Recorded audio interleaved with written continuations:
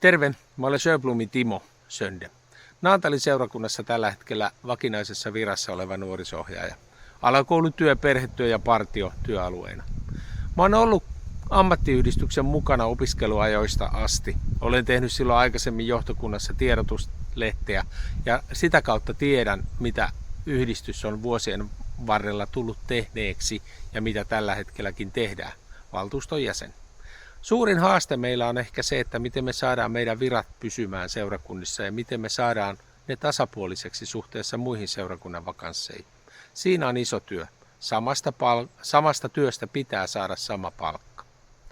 Tämä ei ole kovin helppo homma tehdä, vaan yhdessä ajatellen ja yhteistä strategiaa kehittäen varmasti päästään sellaiseen tulokseen, joka kantaa myös tulevaisuudessa kirkon kasvatuksen viran, jossa me kaikki olemme ja saamme siitä olla ylpeitä.